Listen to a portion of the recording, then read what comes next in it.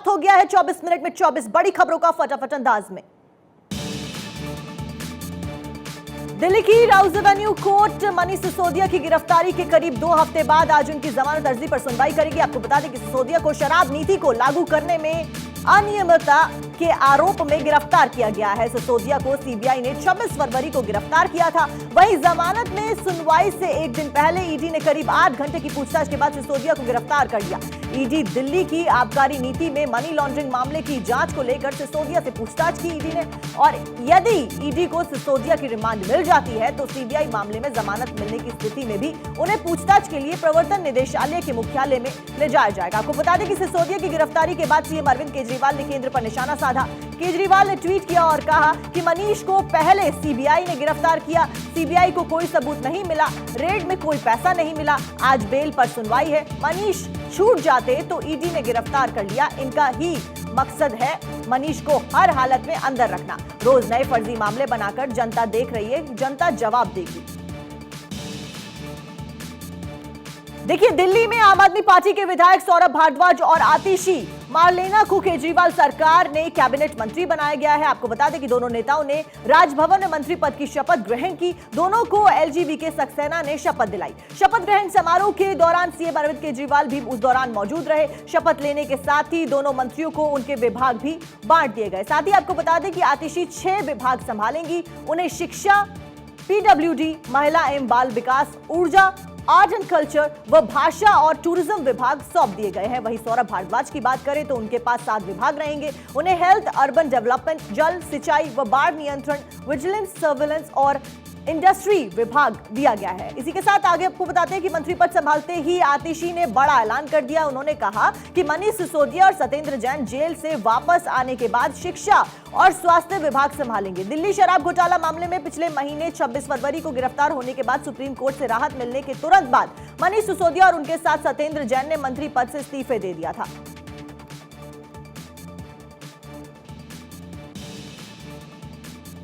दुनिया के सबसे बड़े क्रिकेट स्टेडियम से सारी दुनिया को मैसेज दिया गया। नरेंद्र मोदी स्टेडियम से पीएम नरेंद्र मोदी ने अपने कप्तान का हाथ उठाया तो नजारा देखने लायक था। क्रिकेट को जुनून समझने वाले 2 देशों का यह मिलन किसी को परेशान कर रहा था, किसी की बेचैनी बढ़ा रहा था। ऑस्ट्रेलिया के पीएम एंथनी अल्बनीज ने अपने अपने कप्तानों का हाथ उठाकर एक होने का संदेश दिया कि हमारे कमांडर क्रिकेट के मैदान से लेकर युद्ध के मैदान तक तैयार है। जब से क्वाड की बैठकें लगातार हो रही हैं, चीन बौखलाया हुआ नजर आ रहा है, क्योंकि भारत और ऑस्ट्रेलिया, अमेरिका, जापान का गठबंधन चीन की औपनिवेशिक सोच पर लगाम लगाने के लिए बना है। चीन भारत और ऑस्ट्रेलिया के निजी संबंधों से जलन रखता है, क्योंकि चीन क्रिकेट खेलता नहीं और भारत और ऑस्ट्रेलिया में सबसे बड़ा खेल क्रिकेट ही कहा जाता है, जिसकी दीवानगी की कोई सीमा नहीं है। क्योंकि इस मैच के बाद भारत और ऑस्ट्रेलिया की टीम मिलकर चीन को हराने वाला मैच खेलने जा रही है, जो मैच क्रिकेट की पिच पर नहीं बल्कि हिंद महासागर के बीच होगा। इस मैच में भारत और ऑस्ट्रेलिया की टीम एक होकर एक ही टीम बनकर चीन को हराने के लिए लड़ाई करेंगी।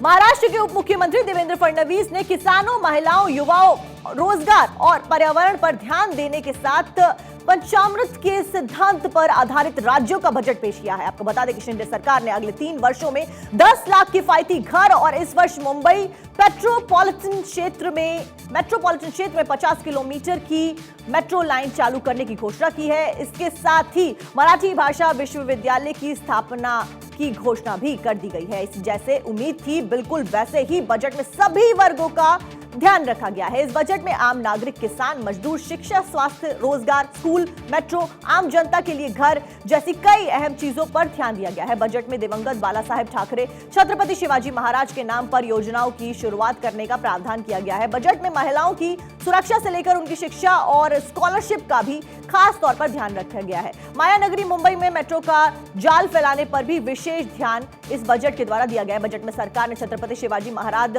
शेतकरी सम्मान योजना 2017 के शेष पात्र किसानों को योजना का लाभ देने का फैसला किया है। राजस्थान के जयपुर में बीते 10 दिन से पुलवामा अटैक के शहीदों की वीरांगनाएं धरना प्रदर्शन कर रही हैं। आज वे दोपहर में सचिन पायलट के आवास से उठकर राज्यसभा सांसद किरोड़ी लाल मीणा के नेतृत्व में सीएम आवास कूच करने निकली है, लेकिन वो सीएम आवास पहुंच पाती रास्ते में पुलिस का अमला पहले से बैरिकेडिंग लगाए तैनात था और उन्हें रोकने के लिए वहां पर खड़ा था। मौके पर पहुंचते ही किरोड़ी लाल मीणा को पुलिस वालों ने रोक दिया, लेकिन वो भी प्रदर्शन शांत करने के बजाय पुलिस वालों से जिरह करने लगे। काफी बहस हुई दोनों के बीच में, जिसके बाद वीरांगनाओं का प्रदर्शन उग्र होता चला गया। प्रदर्शन के दौरान ही किरोड़ी लाल मीणा की तबियत भी बिगड़ गई, जिसके बाद उन्हें चेकअप के लिए भेजा गया। बता दें कि राजस्थान में बीजेपी सांसद डॉक्टर किरोड़ी लाल मीणा बीते 10 दिन से धरने पर बैठे हैं। आज अचानक धरने का 10वां दिन था और मीणा के साथ पुलवामा में शहीद हुए 3 जवानों की पत्नियां भी आंदोलन कर रही थी। ये लोग अशोक गहलोत सरकार के खिलाफ प्रदर्शन कर रहे थे। तो फिलहाल लगातार पुलवामा अटैक की शहीदों की पत्नियां प्रदर्शन कर रही हैं और उनकी कुछ मांगे हैं जिनको सरकार पूरा नहीं कर रही है।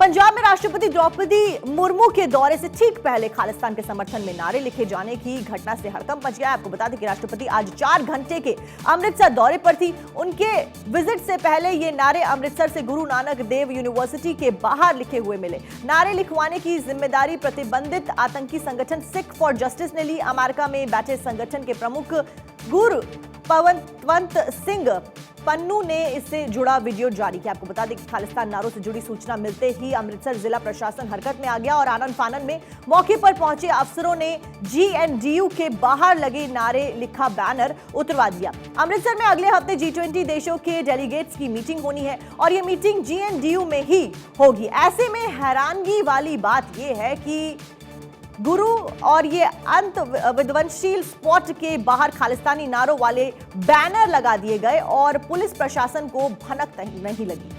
तो फिलहाल हड़कंप मचा हुआ है जिस तरीके से पोस्टर दिखाई दिए खालिस्तानी नारों वाले।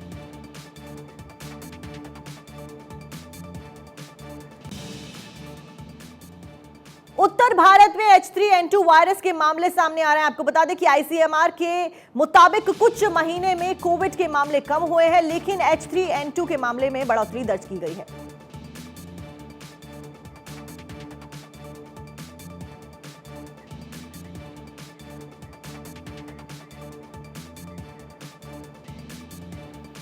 देखिए, उत्तर भारत में H3N2 वायरस के मामले सामने आ रहे हैं। ICMR के मुताबिक कुछ महीनों में कोविड के मामले कम हुए हैं, लेकिन H3N2 के मामलों में बढ़ोतरी दर्ज की गई है। सर्विलांस डेटा बताता है कि 15 दिसंबर के बाद H3N2 के मामले लगातार बढ़े हैं। ICMR ने भी बताया कि सीवियर एक्यूट रेस्पिरेटरी इन्फेक्शन से पीड़ित आधे से ज्यादा लोगों में H3N2 वायरस मिला है।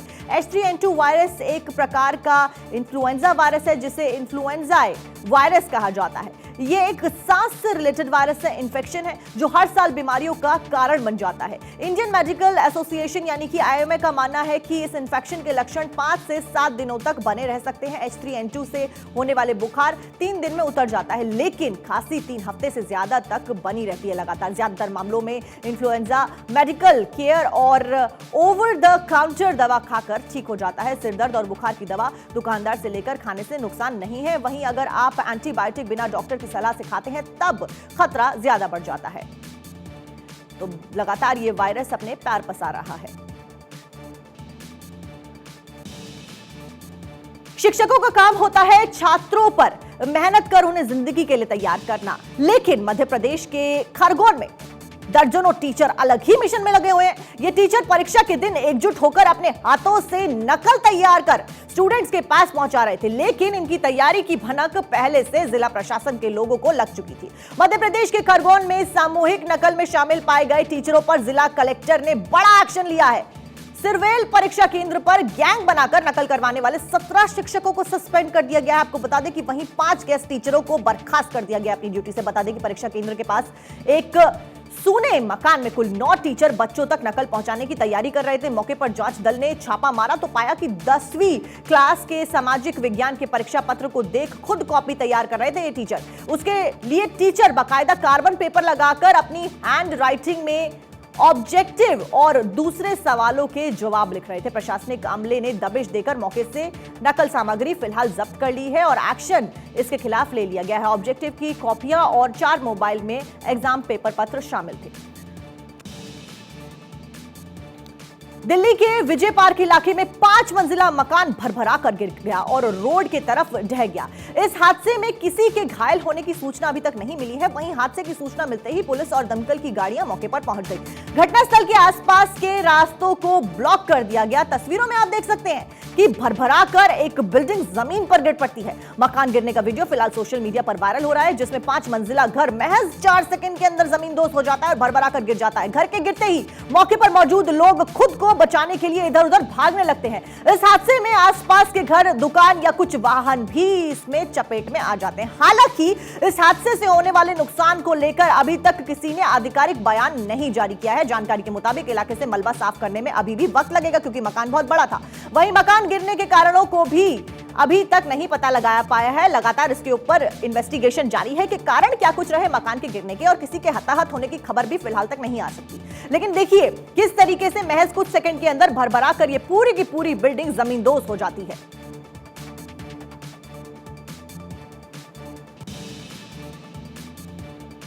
ट्रेन में यात्रा करते समय यात्री अक्सर रात में जिन दृश्यों का आनंद लेते हैं वो अविश्वसनीय होते हैं। मगर क्या आपने कभी सोचा है कि ट्रेन चलाने वाले ड्राइवर को रात में कैसे दिखता होगा?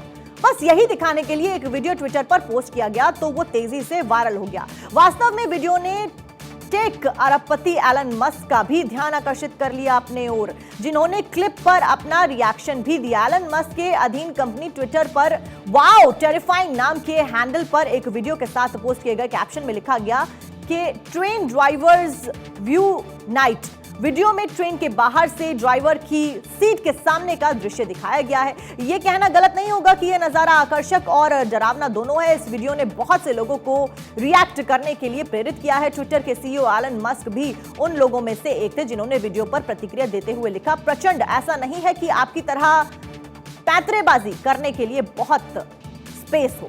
एलन मस्क का यह कॉमेंट आते ही वीडियो तेजी से और ज्यादा वायरल होने लगा।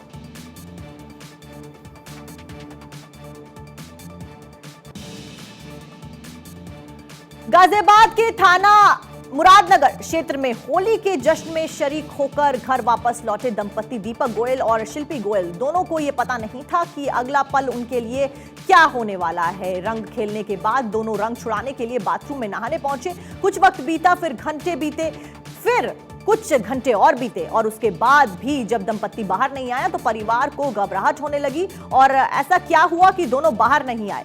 अनहोनी की आशंका पर परिवार के सदस्यों ने जब बाथरूम का दरवाजा खोला तो दोनों पति पत्नी मृत पड़े हुए थे बाथरूम के अंदर। ये देखकर हर कोई हैरान रह गया। परिवार में खुशी के दिन मातम पसर गया। असल में पति पत्नी दोनों बाथरूम में गीजर खोलकर नहाने गए थे, लेकिन जब बाथरूम में परिवार को दोनों का शव मिला तो उस वक्त भी बाथरूम में गीजर ऑन था। बताया जा रहा है कि उसी गीजर के चलते बाथरूम में ऑक्सीजन की कमी होने के कारण दोनों की सांस लेने में दिक्कत हुई और जिसके बाद दोनों की वहीं पर बेहोश हो गए। ऑक्सीजन नहीं मिला और दोनों नहाते नहाते दम तोड़ दिया दोनों ने। अब पुलिस ने पति और पत्नी दोनों के शवों का पोस्टमार्टम कराया है, लेकिन अब तक पोस्टमार्टम रिपोर्ट का इंतजार है लगातार।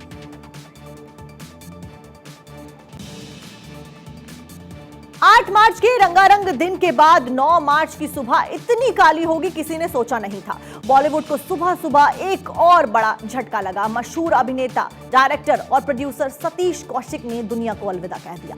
दिल्ली से सटे गुरुग्राम के फोर्टिस अस्पताल में उन्होंने अपनी आखिरी सांस ली। सतीश कौशिक परिवार के साथ होली खेलने दिल्ली आए हुए थे, लेकिन होली खेलने के बाद उन्होंने आईएनजी महसूस होने लगा और आनन फानन में उन्हें गुरुग्राम के फोर्टिस अस्पताल में ले जाया गया। इसी के दौरान कार में उन्हें हार्ट अटैक आया। डॉक्टर्स ने उन्हें बचाने की खूब कोशिश की, लेकिन उन्होंने खामोशी से दुनिया को अलविदा कह दिया। हैरान करने वाली बात यह है कि 7 मार्च को जावेद अख्तर की तरफ से जानकी कुटीर जुहू में आयोजित की गई होली पार्टी में सतीश कौशिक शामिल हुए थे और बहुत एंजॉय किया था उन्होंने इस सेलिब्रेशन के फोटोज खुद ट्वीट किए थे, जिसमें वे फिट और खुश नजर आ रहे थे। निधन के बाद उनके शव को पोस्टमार्टम के लिए दीनदयाल अस्पताल ले जाया गया। इसके बाद उनका शव अंतिम संस्कार के लिए मुंबई ले जाया गया। सतीश कौशिक के परिवार में उनकी पत्नी शशि और उनकी एक बेटी वंशिका है।